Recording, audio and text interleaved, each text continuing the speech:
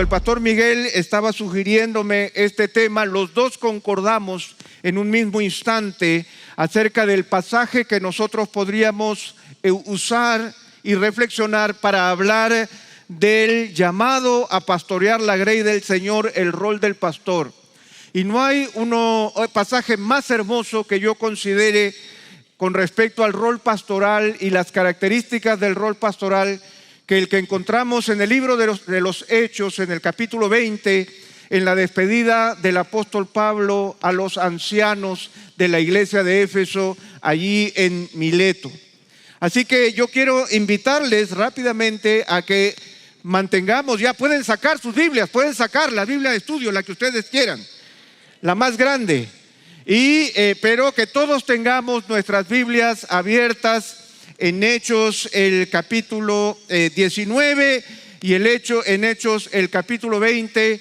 Vamos a tratar de hacer una exposición ligera, no va a poder ser exhaustiva porque el tiempo no nos va a alcanzar, pero sí queremos señalar algunos puntos relevantes acerca de lo que significa ser pastor ayer, ser pastor hoy y qué significa ser pastor de acuerdo al corazón de Dios.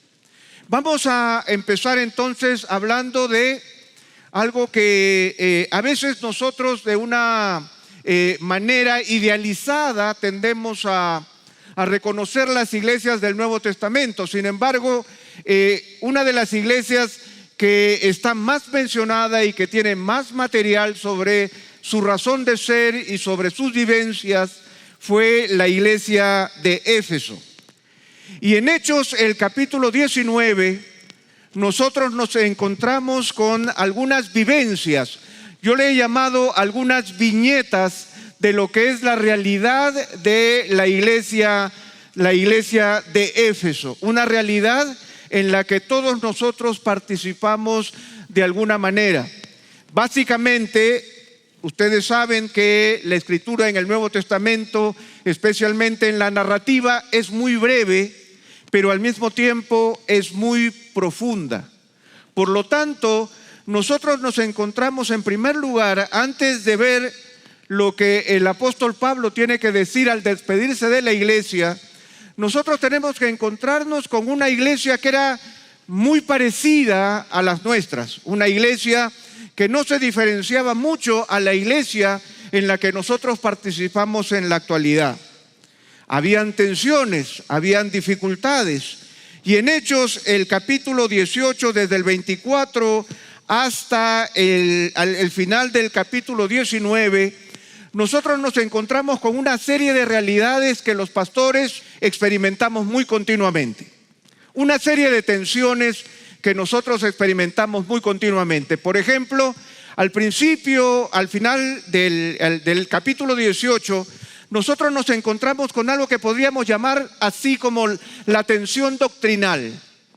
¿Qué pasa cuando a nuestras iglesias nos llega un hermanito locuaz que viene de otra iglesia y que viene con ciertas ideas y empieza a hablar en medio de la gente, y un día se nos acerca alguien y nos dice: pastor, usted ha escuchado del hermano Carlitos, que viene de la iglesia de no sé dónde y que viene con algunas ideas extraordinarias, y nosotros tenemos que correr desesperadamente a buscar ese Carlitos porque no sabemos qué está haciendo en la congregación. Y ese tipo de tensión aparece aquí en la iglesia de Éfeso. Aparece con un hombre llamado Apolos, un hombre que era elocuente y que conocía muy bien la escritura, y dice que la conocía con exactitud, pero que Priscila y Aquila, ¿qué tuvieron que hacer? Llevarlo aparte y mostrarle con más exactitud el camino del Señor. Nosotros vivimos continuamente ese tipo de tensión. Vemos al apóstol Pablo que se encuentra con 12 discípulos en Éfeso, a los cuales les pregunta por el Espíritu Santo, y ellos dicen: nunca habíamos oído hablar del Espíritu Santo. Y Pablo nuevamente tiene que volver a reorientar el mensaje del Evangelio, porque continuamente, hermanos, nuestro trabajo como pastores es reconfigurar el corazón de nuestras ovejas y volverles a mostrar con mayor exactitud el camino de Dios. Pero no solamente está la tensión doctrinal, sino que a veces también nosotros nos encontramos con la tensión por causa del pecado. Y aunque Pablo en Éfeso se esforzó enseñando en la iglesia o en la sinagoga local por varios meses, nos dice el texto que algunos endurecieron su corazón y se volvieron desobedientes, hablando mal del camino. El apóstol Pablo tuvo que tomar una decisión y retirarse de la iglesia local y llevar a los discípulos a lo que se conoce como la escuela de Tirano, en donde él por mucho tiempo estuvo enseñando desde ese lugar. Pero como pastores, ¿cuántas veces nosotros nos enfrentamos a la dureza del corazón, a la desobediencia, a hablar mal del camino? De tal manera que en una iglesia siempre habrá una tensión doctrinal, siempre habrá una tensión producto del endurecimiento del corazón y la desobediencia por causa del pecado. No solamente eso, sino que también habrá una tensión cuando se presenta una falsa espiritualidad. Se nos dice que en ese tiempo en la iglesia se estaban realizando algunos milagros extraordinarios. ¿Pero qué pasó? Algunos exorcistas ambulantes quisieron también engañar a la gente a través de prácticas maliciosas que el apóstol Pablo también tuvo que enfrentar. No solamente eso, sino que al igual en nuestro tiempo en que nos enfrentamos también a tensiones culturales, nos enfrentamos a tensiones con la cultura imperante, y nosotros vemos cómo en el tiempo del apóstol Pablo los adoradores de Diana de los Efesios, el gran templo de la antigüedad, empezaron a molestarse porque la gente ya no estaba respondiendo al culto como era acostumbrado y realizaron una tremenda revuelta en medio de la ciudad que trajo como consecuencia que el apóstol Pablo tuviera que dejar esa ciudad. Entonces, cuando hablamos de una iglesia, en una iglesia siempre enfrentaremos tensiones doctrinales, siempre enfrentaremos tensiones producto del pecado, siempre enfrentaremos tensiones producto de una falsa espiritualidad y siempre enfrentaremos tensiones producto de la cultura imperante.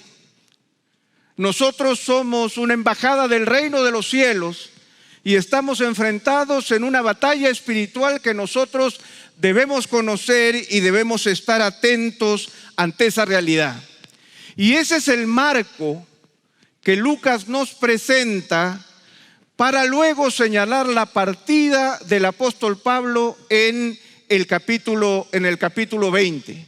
Y en el capítulo 20 nosotros nos encontramos con algo sumamente interesante. El apóstol Pablo realiza toda una gira, un viaje alrededor de esas regiones, confirmando a las iglesias y también en su deseo de dirigirse hacia Jerusalén. Y en un momento de ese viaje que nuevamente está muy bien detallado en el libro de los Hechos, se nos dice en el verso 17, miren ustedes, ahora sí, el capítulo 20, el verso 17 o desde el verso 16, dice: porque Pablo había decidido dejar a un lado Éfeso para no detenerse en Asia, pues él se apresuraba para estar en Jerusalén el día de Pentecostés, si le era posible. Desde Mileto mandó mensaje a Éfeso y llamó a los ancianos de la iglesia. Quizás para nosotros en este momento ese llamado a estos ancianos que estaban en Éfeso para que vayan a Mileto no nos resulta como un asunto importante. Pero déjenme darles un dato significativo. Esos ancianos que estaban en Éfeso estaban a 2 días de viaje del apóstol Pablo. A 2 días de viaje de ida y 2 días de viaje de vuelta. Por lo tanto, lo primero que nosotros notamos es que este llamado a esta reunión era sumamente importante para el apóstol, a tal punto que los manda a llamar y probablemente manda a Trófimo de Éfeso como emisario, que viaja 2 días a Éfeso para luego organizar a los ancianos para que vengan 2 días hasta Mileto, se reúna con ellos y luego los despida. Este es el primer factor que yo quiero dejar con ustedes, que es sumamente importante. ¿Por qué es importante? Porque el apóstol Pablo considera que estos ancianos y esta despedida es fundamental.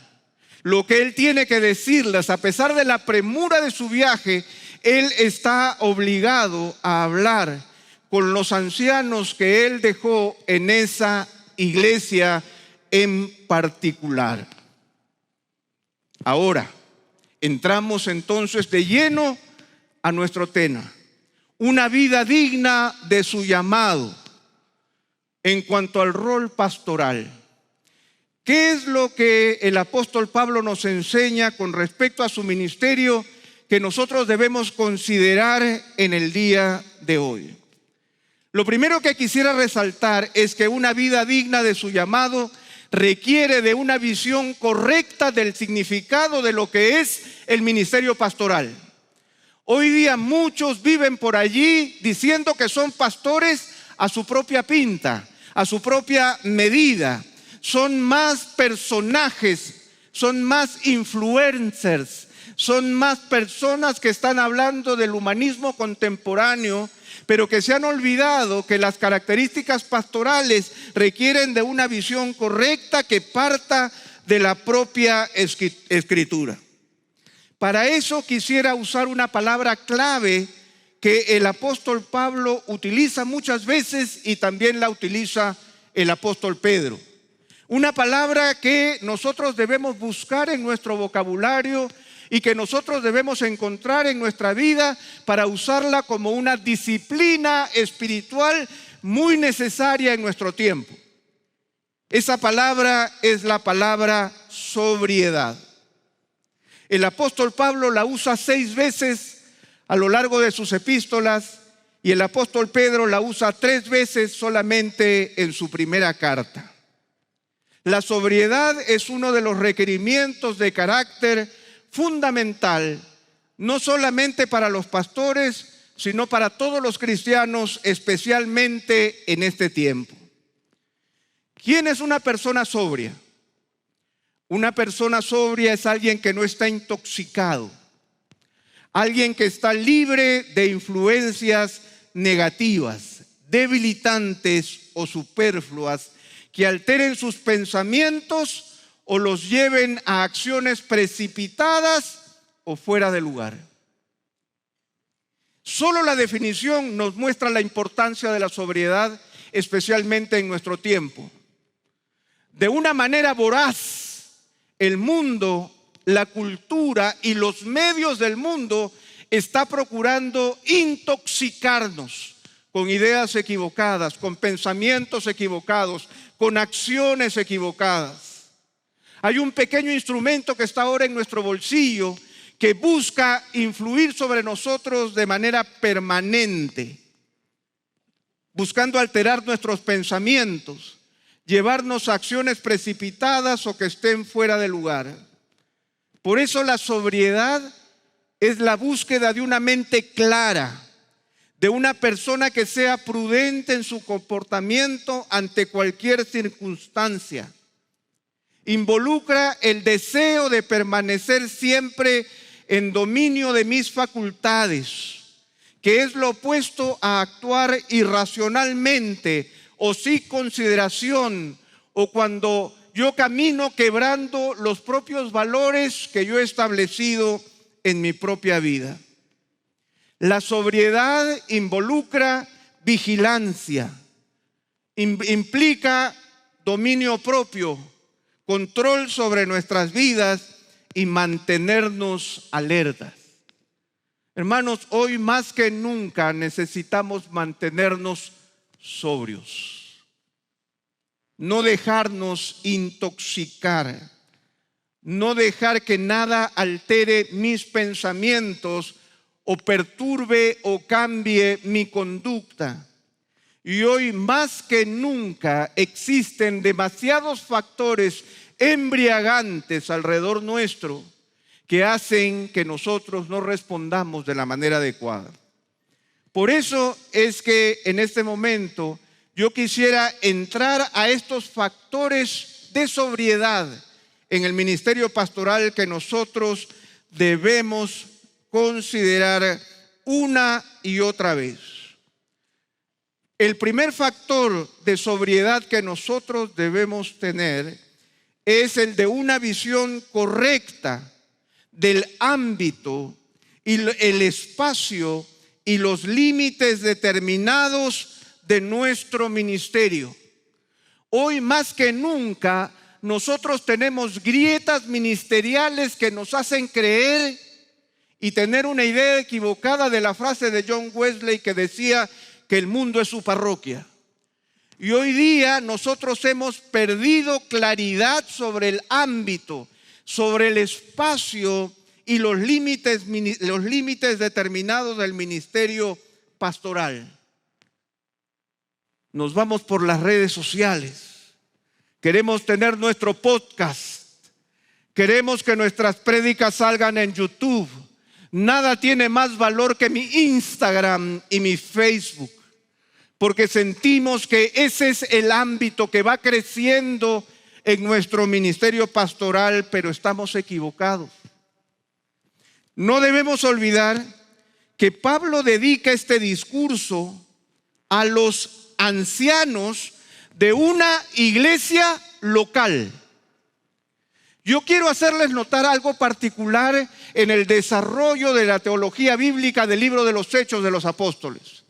El apóstol Pablo es levantado como un misionero por parte de la iglesia de Antioquía.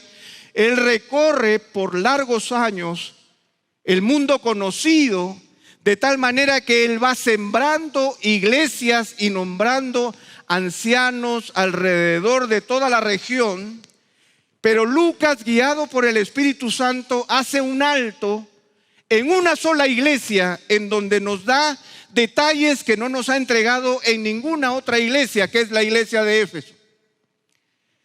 Luego de esta despedida, el apóstol Pablo se dedica a defender su ministerio en la prisión, pero ya no como un pastor hasta el capítulo 28. Del 21 al 28, el apóstol Pablo ocupa otro lugar en la historia, de tal manera que yo podría decir que el discurso de Hechos 20 es el discurso de Pablo señalando la culminación de su ministerio, pero como pastor. Y esto es fundamental, porque si nosotros vemos el capítulo 20, el verso 4. Acompáñenme por favor, el capítulo 20, el verso 4. Pablo iba acompañado de un grupo de discípulos. Y dice el pasaje, lo acompañaban Sópater de Berea, hijo de Pirro, Aristarco y Segundo de los tesalonicenses, Gayo de Derbe y Timoteo, Tíquico y Trófimo de Asia. Hermanos, definitivamente el apóstol Pablo tenía un ministerio universal, un ministerio internacional. Yo hubiera querido que el apóstol Pablo hubiera juntado a los ancianos de todas las iglesias y lo hubiera convocado para un gran concilio, un gran cónclave ministerial. Él ya iba acompañado de muchos de sus discípulos de todos los lugares en donde él había ministrado y que él había ganado para el Señor. Pero el énfasis del Espíritu Santo en este pasaje es al ministerio del apóstol Pablo sobre una iglesia local. Hermanos, pastores, ovejas, no olvidemos el valor, la primacía y la joya que es nuestra propia iglesia local. No perdamos de vista que es la iglesia local el lugar que el Señor ha diseñado para que nosotros crezcamos en gracia, para que nosotros perfectamente unidos y bien concertados crezcamos en todo a la estatura de la plenitud de Cristo. Es en la iglesia local, ese es el ámbito espiritual que el Señor ha diseñado, y es este ámbito el que el apóstol Pablo está resaltando, y Lucas está resaltando de manera particular para nosotros en este momento. Lucas está marcando en este discurso el corolario de la vida misionera y ministerial de Pablo. Pablo está presentando su resumen ministerial en el marco de la iglesia local. Y eso es lo primero que nosotros debemos mirar con sobriedad. En estos tiempos, hermanos, en donde nosotros aprovechamos tantas herramientas y tantos medios que nos bendicen, tantos instrumentos como integridad y sabiduría, tantos medios que encontramos en las redes sociales, tantos libros que se están publicando, seamos sobrios y mantengamos claro en nuestro corazón y en nuestra mente el lugar que la iglesia local ocupa. Pastores, en medio de todas las posibilidades que existen de que tus mensajes vayan por el mundo entero, recuerda que tú te debes a esas 50 ovejas por las cuales tú darás cuenta delante del Señor. No lo olvides, no lo pierdas de vista, no te enajenes, no dejes que se alteren tus sentidos ante el reconocimiento de lo que el Señor nos enseña en este pasaje con respecto a una iglesia local. Pablo no llamó a los ancianos de todas las iglesias, llamó a los ancianos de la iglesia donde él había servido físicamente con gran sacrificio. Ese es nuestro lugar. Ese es nuestro lugar principal, ese es nuestro lugar primigenio, ese es el ámbito fundamental de nuestro ministerio. Yo siempre digo que todo lo demás son productos de exportación. Cuando ya los consumí, ya los consumió mi iglesia, se los puedo dar al mundo. Pero básicamente el rol del pastor es alimentar a las ovejas que el Señor le ha entregado en su mano. En segundo lugar, debemos ser sobrios teniendo una visión correcta de nuestra conducta en el tiempo. Debemos ser sobrios teniendo una visión correcta de nuestra conducta en el tiempo. Y aquí yo quiero hablar de un término que forma parte de nuestro ministerio. El término integridad. Integridad. En el verso 18 nosotros encontramos las siguientes palabras. Empieza el discurso del apóstol Pablo. Cuando vinieron a él, les dijo: ustedes bien saben cómo he sido con ustedes todo el tiempo desde el primer día en que estuve en Asia. Ustedes bien saben cómo he sido con ustedes todo el tiempo desde el primer día que estuve en Asia. Nosotros tenemos que andar con sobriedad para no causarle sorpresas a la iglesia. Muchas veces nosotros llegamos de una manera y nos vamos de otra manera. Muchas veces nosotros nos presentamos ante la iglesia de una forma y en el camino vamos mutando. Debemos mantener la sobriedad en cuanto a nuestra conducta. Y aquí hay un aspecto interesante que yo quiero resaltar con ustedes, que es el hecho de que el apóstol Pablo está hablando de tiempo cronológico. Ustedes saben bien cómo he sido con ustedes todo el tiempo, desde el primer día De tal manera que el apóstol Pablo está poniéndose delante de la congregación en Éfeso y está asegurando que su comportamiento se ha mantenido de manera correcta a lo largo del tiempo. En el original griego habla de tiempo, y cuando dice desde el primer día, es desde el día en que puse el pie en Éfeso. Y hoy, hermanos, ¿cuánto necesitamos de hombres que sean íntegros, que estén completos, que sean los mismos, que no causen sorpresas, que no vengan con cargas desconocidas en la espalda? Ser íntegro es no estar dividido, es ser coherente, es ser consistente en los pensamientos, en las emociones, en la voluntad, con aquello que se cree y con aquello que se dice vivir. Pablo habló de un comportamiento íntegro desde el día en que puso el primer pie en Éfeso hasta el día en el que él se retiró. Y él no lo usa en base a las memorias que él escribe con respecto a lo que él hizo o dejó de hacer, sino que él ratifica su comportamiento a la luz de ustedes saben. La garantía de su comportamiento no estaba en su mente, estaba en el ejemplo que él le había dejado a la congregación. Ustedes saben. De tal manera que nosotros tenemos que tener una visión correcta de nuestra conducta en el tiempo. En tercer lugar, el apóstol Pablo es sobrio porque tiene una visión correcta de su autoridad pastoral. Una visión correcta de nuestra autoridad pastoral. Que nosotros podamos ser sobrios y podamos entender quiénes somos y qué es lo que el Señor nos ha llamado a hacer. Muchas veces nosotros perdemos de vista el sentido de la autoridad.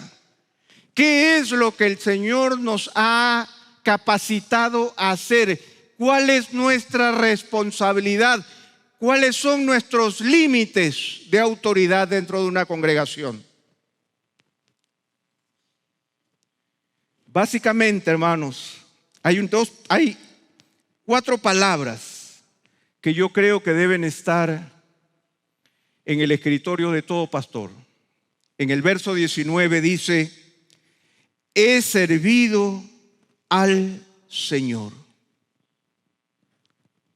He servido al Señor. Estas 4 palabras nos definen la sobriedad de los límites de la autoridad pastoral. ¿Por qué? Y déjenme decirles desde el original. El apóstol Pablo está usando la palabra dulos y la palabra curios. Dulos es el esclavo, curios es el Señor. De tal manera que el apóstol Pablo deja claramente establecida a través de estas 4 palabras que como dulos no tengo ninguna propiedad o autoridad sobre la iglesia que no me la dé el Señor. Y yo reconozco que Él es Señor porque Él tiene completa propiedad y autoridad sobre todas las cosas. La realidad de nuestro ministerio es una realidad de servicio al Señor, quien tiene toda propiedad y toda autoridad. Por eso es que si nosotros vamos al versículo 28 de este mismo capítulo, dice el Señor: tengan cuidado de sí mismos y de toda la congregación en medio de la cual el Espíritu Santo les ha hecho obispos. Nosotros no nos hemos hecho obispos. El Señor nos ha hecho obispos o pastores por su sola gracia, no porque lo merezcamos. Palabra fiel y digna de ser recibida por todos, que Cristo Jesús vino al mundo para salvar a los pecadores, de los cuales yo soy el primero. De tal manera que Cristo muestra en mí toda su gracia para que yo pueda servir a los demás. El Espíritu Santo les ha hecho obispos. ¿Para qué? Para pastorear la iglesia de Dios, la cual Él compró con su propia sangre. De tal manera que nosotros tenemos que mantener una visión correcta de lo que es la autoridad pastoral, de aquello que se supone que nosotros manejamos como siervos, como ministros y no como magistrados. Y es en ese aspecto donde nosotros tenemos que tener mucha sobriedad y un entendimiento muy claro de qué somos nosotros, un entendimiento muy claro de quién soy yo. Y por eso es que el apóstol Pablo continúa diciendo en el verso 19: he servido al Señor con toda humildad, con lágrimas y con pruebas. Y yo quisiera detenerme por unos minutos aquí y poder hablar de estas tres características que son fundamentales en todo ministro del Señor.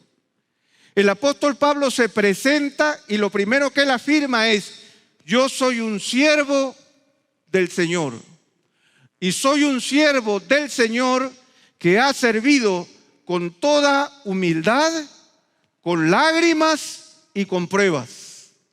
Y yo creo que en estas tres palabras nosotros vamos a encontrar mucha sobriedad para evitar intoxicarnos y vivir de una manera diferente al ministerio que el Señor nos ha entregado. En primer lugar está la palabra humildad. Hermanos, qué palabra más difícil es la palabra humildad. Hoy día parece que fuera una palabra que ya no tiene significado. Si yo hablo de mi humildad, ya soy un orgulloso. Si yo le digo a alguien que soy humilde, es falsa humildad. Ya me dice orgulloso. Si yo le digo a un grupo que me gustaría dar un curso sobre humildad, soy un fariseo. Quiere enseñar de humildad, un fariseo. Si yo en algún momento menciono la palabra humildad, soy un hipócrita. De tal manera que estamos como el perro del hortelano, que no come ni deja comer, ni soga ni cabra.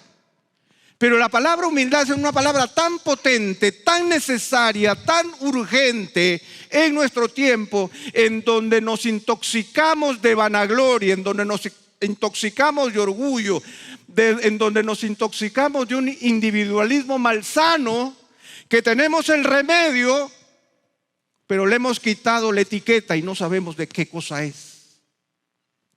Y por eso no quiero exponerme a ser llamado orgulloso, ni fariseo, ni hipócrita.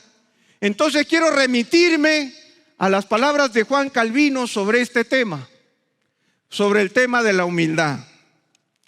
Y yo creo que las palabras que él usa, y quiero darlas de manera extendida, porque yo creo que son muy significativas las palabras con que él define la humildad en las instituciones. Y él dice: siempre me ha gustado la frase de Crisóstomo en la que dice que la humildad es el fundamento de nuestra filosofía. Todavía me gusta más esta de Agustín. Abrimos la cita de Agustín. Demóstenes, un orador griego al que le preguntaron cuál era la primera regla de elocuencia, respondió que era una buena pronunciación. Y la segunda, le preguntaron, lo mismo respondió, y lo mismo para la tercera pregunta. Así dice él: si me interrogas, dice Agustín, sobre los preceptos de la religión cristiana, te responderé que el primero, el segundo y el tercero es la humildad. Por humildad no entiendo que sea la ausencia de orgullo en la persona que es consciente de su valor. Se refiere, están con el lápiz, ¿verdad? Recuerden ustedes que la memoria es muy frágil y el lápiz es una memoria segura. Miren lo que dice. Por humildad no entiende la ausencia de orgullo en la persona que es consciente de su valor, sino que se refiere al sentimiento de quien sabe que en realidad no tiene otro refugio que humillarse ante Dios. El sentimiento de quien sabe que en realidad no tiene otro refugio que humillarse ante Dios. Calvino vuelve sobre Agustín y lo dice en otro lugar: que nadie se vanaglorie en sí mismo. Cada uno es un demonio. Todo el bien que tiene, lo tiene en Dios. Porque, ¿qué tienes por ti mismo que no sea el pecado? Si quieres tomar lo que es tuyo, toma el pecado, porque la justicia le pertenece a Dios. Y sigue. ¿Por qué presumimos tanto del poder de nuestra naturaleza? Está herida, está abatida, destruida, desvanecida. Necesita el verdadero arrepentimiento, no la autojustificación. Por tanto, no discutamos con Dios sobre nuestro derecho, como si nos quedáramos pobres por lo que le atribuimos a Él. Dado que nuestra humildad es su ensalzamiento, la expresión de nuestra humildad beneficia siempre a su misericordia. No pretendo que el hombre deba renunciar a sí mismo por coacción y fuerza, ni que deba negar las capacidades que tiene y mostrar falsa humildad. Lo que le conviene es reflejarse, déjenme leerlo bien, es contemplarse en el espejo de la Escritura para renunciar a todo amor exagerado por sí mismo, a todo orgullo y a toda ambición, sentimientos que lo tienen demasiado ciego. ¿Cuál es nuestro deber? ¿Cuál es nuestra responsabilidad? ¿Cuál es nuestra sobriedad en la búsqueda de humildad? Es buscar contemplarnos en el espejo de la Escritura para renunciar a todo amor exagerado por mí mismo, a todo orgullo y a toda ambición y a todo sentimiento que me tenga demasiado ciego.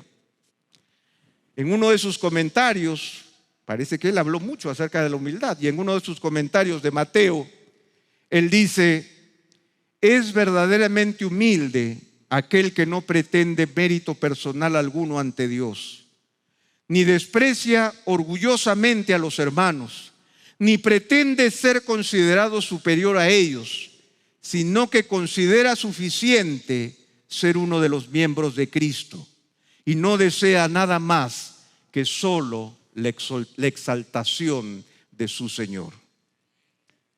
Hermanos, esto es algo que nosotros debemos buscar. La humildad es difícil porque para empezar a trabajar la humildad, lo primero que tengo que reconocer es mi ceguera y mi orgullo. Pero nosotros no tenemos mérito personal alguno delante de Dios. Todo lo tenemos por pura gracia. Por eso el apóstol Pablo le decía a los corintios: ¿qué tienes tú que no hayas recibido? Y si lo has recibido, ¿por qué te glorías como si no lo hubieras recibido? Todo lo que tenemos viene de Él. Buscar la humildad es evitar despreciar orgullosamente a los hermanos. Buscar la humildad es no pretender ser considerado superior a ellos, sino que me encanta la frase que él usa, dice, es considerar que ya es suficiente el solo hecho de que soy miembro del cuerpo de Cristo. Eso ya es suficiente, el hecho de considerar que yo soy miembro del cuerpo de Cristo y no deseo más que la exaltación de mi Señor. Hermanos, busquemos con sobriedad la humildad. La hemos perdido de vista y tenemos que recuperarla. Pero la segunda palabra que el apóstol Pablo usa es la palabra lágrimas. Con toda humildad y con lágrimas. Déjenme contarles algo. yo siempre le digo a las personas que a mí no me gusta ver películas tristes, no me gustan los dramas, no me gustan las series esas policiales, no me gustan. Si hay algo que yo quiero ver es simplemente algo ligero, algo que no tenga mucha trama, algo que simplemente me dé un poco de entretenimiento sano. Y la gente siempre me pregunta, oye, pero que hay dos cosas que son muy raras en ti. La primera es que a ti no te gusta el helado. Y a mí no me gusta el helado. Marciano, pero el helado no me llama la atención. Pero lo segundo es que solo quieres ver series ligeras. Y me preguntan por qué. Y yo le digo, porque soy pastor. Y me dice, ¿pero qué tiene que ver eso? Es que, hermanos, como pastor, nosotros tenemos que estar muy cerca de las miserias y también de las glorias humanas. Pero como pastor nosotros somos participantes del drama humano en todas sus dimensiones y en primera fila. Y por eso es que no me sorprende que el apóstol Pablo use la palabra lágrimas. Déjenme decirles un secreto. En el libro de los Hechos, solamente 2 veces aparece la palabra lágrimas en Hechos, y son en este capítulo, donde él habla de las lágrimas que él derrama por sus ovejas. Ahora, no debemos olvidar que en el libro de los Hechos el apóstol Pablo sufrió persecuciones, azotes, cárceles, humillaciones, insultos, atentados contra él, naufragios, y paremos de contar. Pero ninguna de ellas está expresada ¿con qué? Con lágrimas. En segundo lugar, no debemos olvidar que Pablo era un fariseo y que por lo tanto, en su origen religioso, él no derramaba lágrimas por ningún impío. Gracias, Señor, porque no soy como este publicano, ¿no? Gracias, Señor, porque yo ofrendo todo lo pequeñito, menos ellos. De tal manera que cuando el apóstol Pablo usa la palabra lágrimas, a mí me habla de un aspecto de la sobriedad que tiene que ver con mis sentimientos para con el pueblo al que yo le estoy ministrando. Si mi ministerio no está bañado en lágrimas, yo no estoy cerca de mi congregación. Si mi ministerio no está bañado en lágrimas, yo no estoy haciendo la obra del Señor conforme al corazón que el Señor espera que yo tenga para con su iglesia.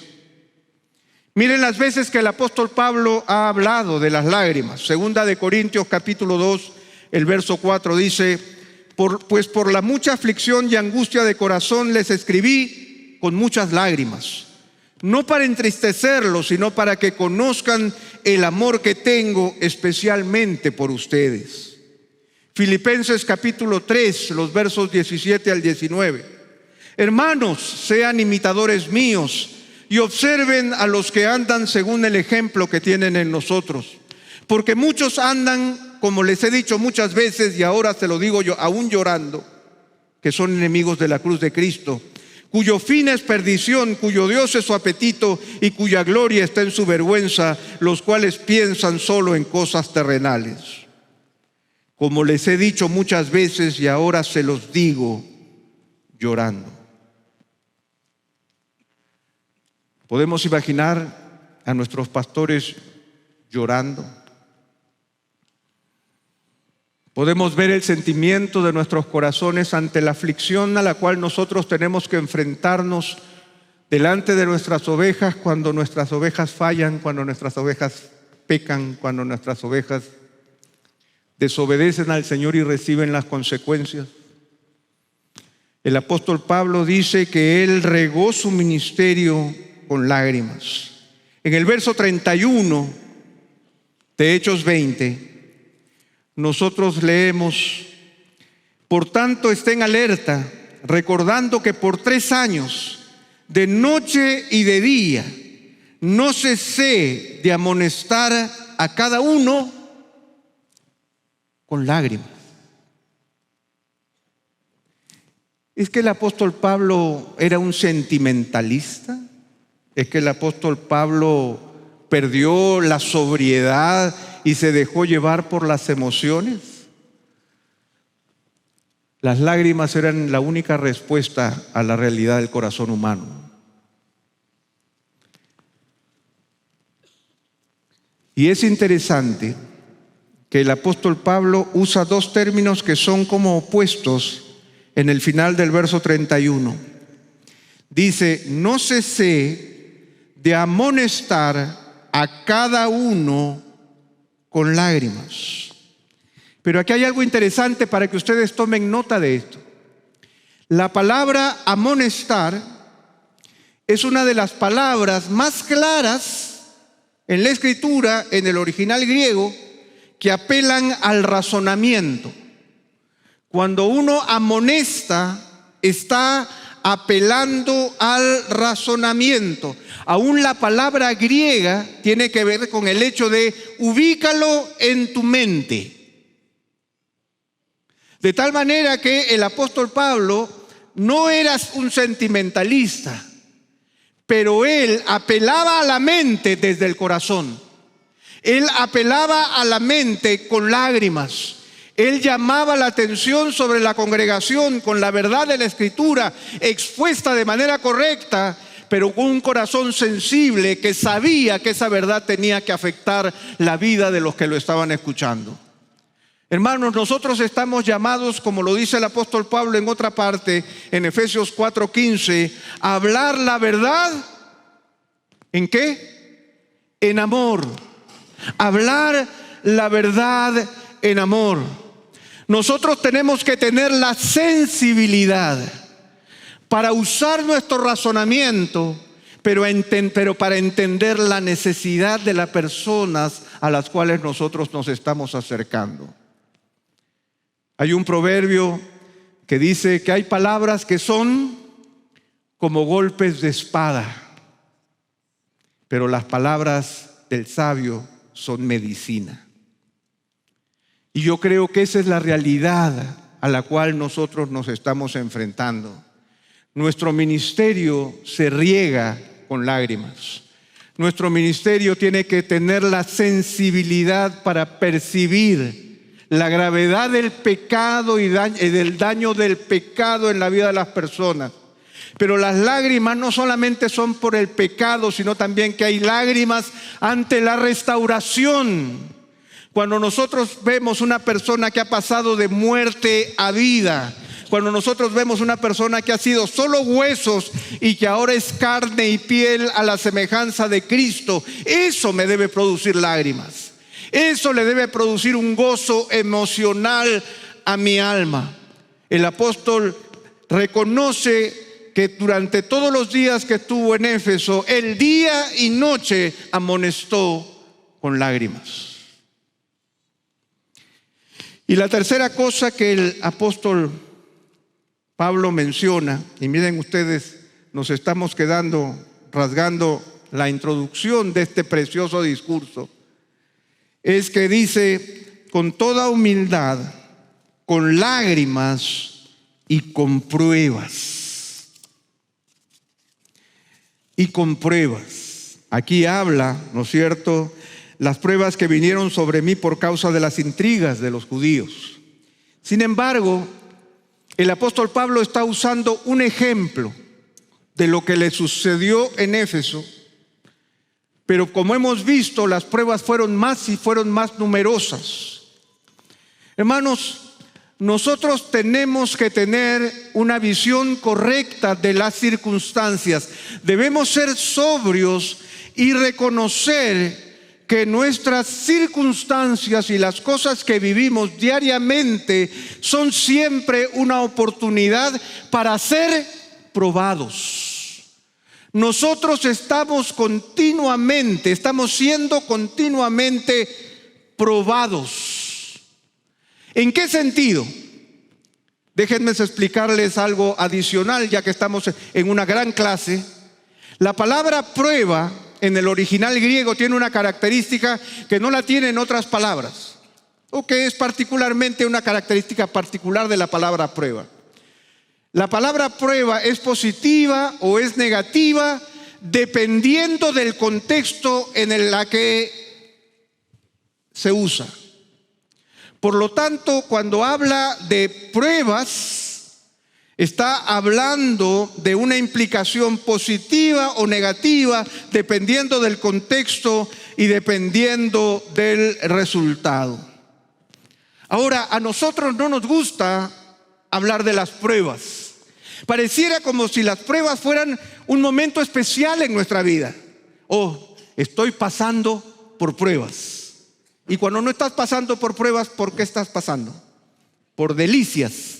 Estoy pasando por delicias. Yo siempre recuerdo que las ovejas, Pastor Sugel, las ovejas siempre nos llaman cuando se les daña el auto. Pero a mí nunca me han llamado cuando compraron el auto nuevo. Yo me entero que compraron un auto nuevo, pero cuando se les dañó, ahí sí tengo que estar. Hermanos, nosotros vivimos continuamente siendo probados por el Señor, porque vivimos en un mundo que es contrario a nuestro caminar como cristianos. Por lo tanto, vivimos de prueba en prueba.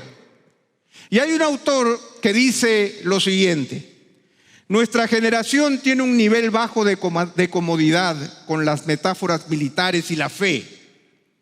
Preferimos pensar que seguir a Jesús es como un viaje o como un estilo de vida y no como una batalla.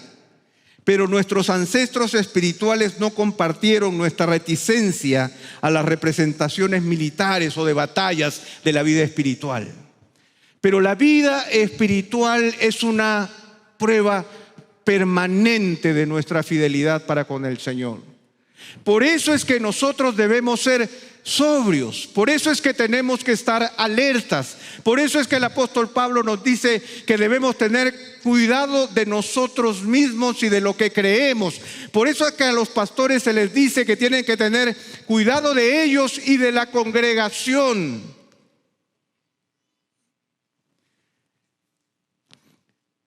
Hay dos palabras, hermanos, que al igual que la palabra humildad, se han desarticulado, se han perdido de vista. Y esas dos palabras son palabras muy dolorosas, porque cuando nosotros las usamos es cuando ya es demasiado tarde. Pero que en la cosmovisión bíblica y de acuerdo a la percepción con el apóstol Pablo las presenta en primer lugar en cuanto a las características de un ministro de Dios. Pero nosotros las usamos al final para mostrar lo que esa persona no fue. Y me refiero a las dos palabras con las que empiezan la lista de virtudes o de características de los que anhelan el ministerio. En Timoteo es la palabra irreprochable y en Tito es la palabra irreprensible. Nosotros las hemos perdido de vista y mayormente la usamos cuando lamentablemente un siervo de Dios cae y decimos: es que no era irreprensible, es que no fue irreprochable.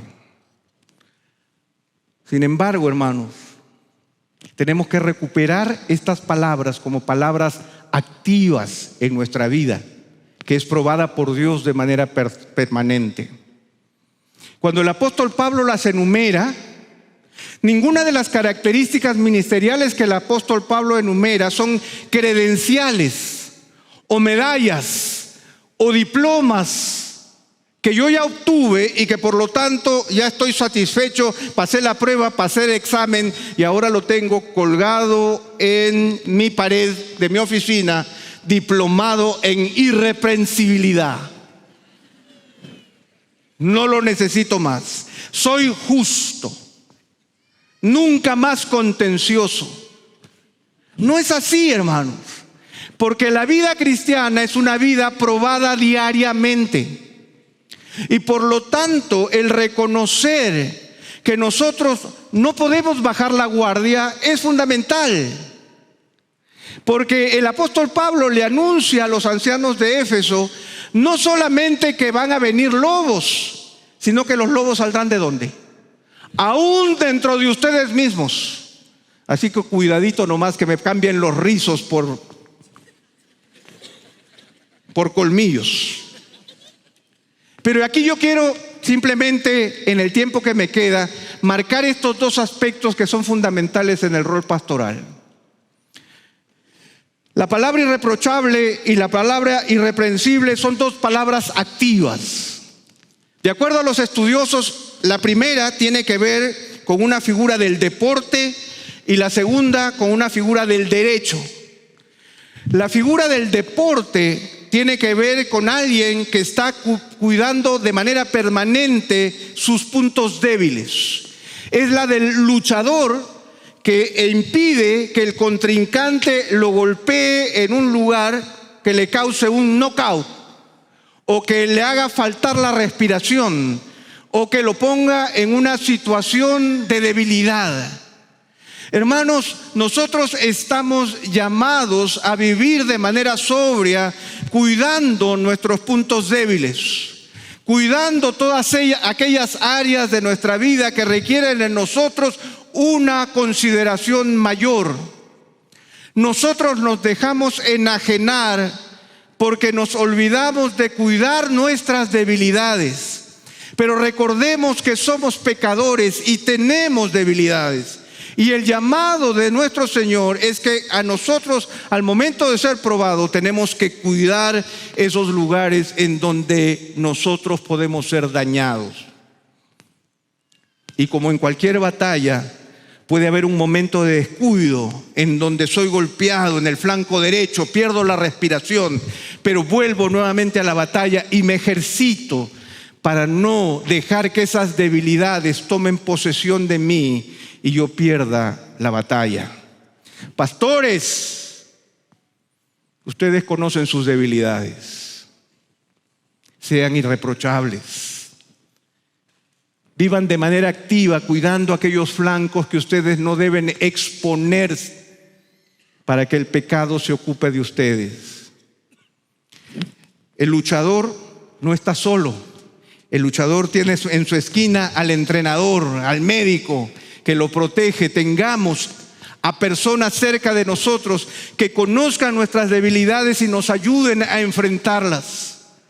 No hay nada más terrible que el pensar que el ministerio es de llaneros solitarios. Recuerden ustedes que la única oveja solitaria es la oveja perdida. Y el Señor se encarga de devolverla al redil. Cuidémonos de nuestras debilidades. Busquemos no exponer nuestras debilidades de tal manera que nosotros seamos presa del enemigo. Pero la segunda palabra es la palabra irreprensible y es una palabra legal. Y esa palabra legal tiene que ver con el hecho de que se pueda presentar evidencia en mi contra. ¿Es posible que se pueda presentar evidencia en mi contra? Es posible porque soy pecador. Sin embargo, déjenme decirlo de esta manera. La irreprensibilidad tiene que ver con el hecho de que yo no dejo expedientes abiertos en mi contra. Que yo he aprendido a pedir perdón, que yo he aprendido a reconocer que no soy perfecto. Si hay un pastor que en los últimos 3 veces no ha pedido perdón a alguna persona, déjame decirte que debes revisarte porque ahí deben haber juntado algunos expedientes que tú requieres tratar. Hermanos, en la iglesia vivimos en una comunidad pequeña donde el Señor nos ayuda en medio del rozarnos mutuamente a aprender a vivir como Cristo. Y por lo tanto la irreprensibilidad tiene que ver con el hecho de que yo aprenda a cerrar los expedientes. Que el Señor nos ha dejado en nuestras manos herramientas suficientes para poder arreglar nuestros desacuerdos, para poder perdonarnos, para poder pedir perdón y para poder recibir el perdón.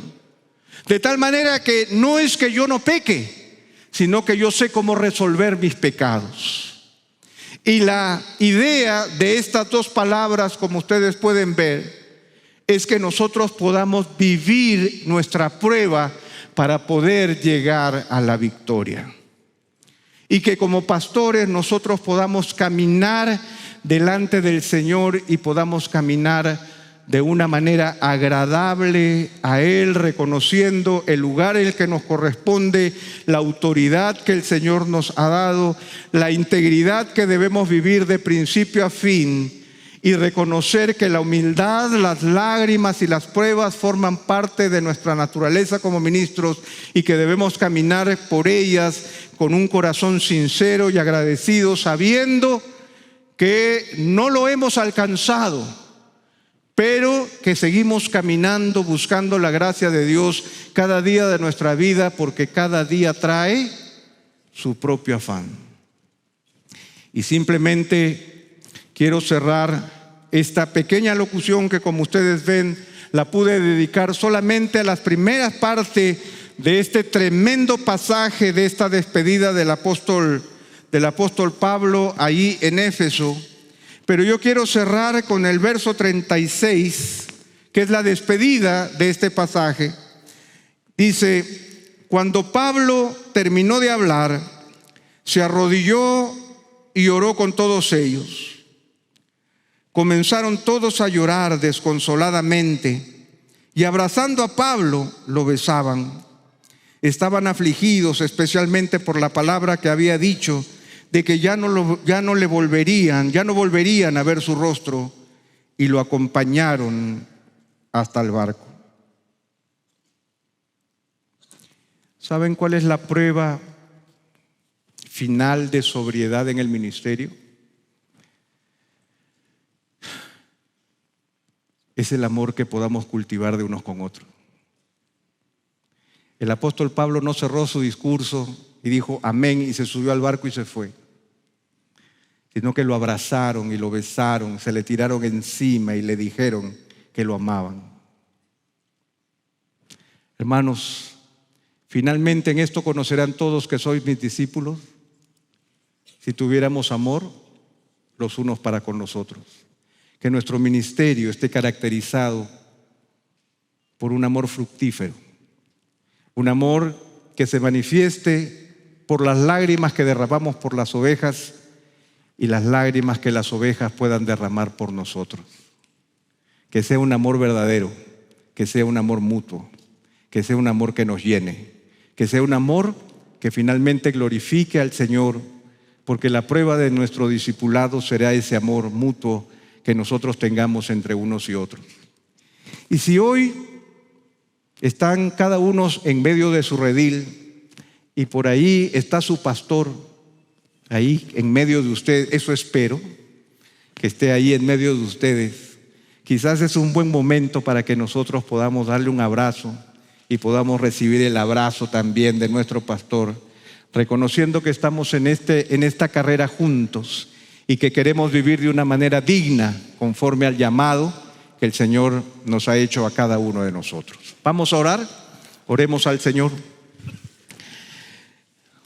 Señor, en esta mañana, Señor, y habiendo terminado con esta primera reflexión, yo quiero darte gracias, porque, Señor, tú nos llamas a la sobriedad y tú nos llamas a una vida digna de tu llamado. Señor, permite, Señor, que en medio de estos tiempos tan intoxicantes, en medio de estos tiempos, Señor, en donde nosotros perdemos nuestros límites y desconocemos, Señor, con claridad, en medio de una nebulosa de información, en medio de un Niágara y una catarata, Señor, de mensajes, ayúdanos, Señor, a poder caminar contigo con sobriedad. Ayúdanos, Señor, a ver con claridad, de tal manera que tu nombre sea glorificado y el pueblo de Dios sea bendecido. Gracias, Señor, por el ministerio pastoral, gracias por sus demandas, pero gracias también, Señor, porque no lo hacemos solos, sino que lo hacemos contigo y bajo la guía del Espíritu Santo. Gracias, Señor, gracias te damos en el nombre de nuestro buen pastor, nuestro Señor Jesucristo. Amén. Amén. El Señor les bendiga, mis hermanos.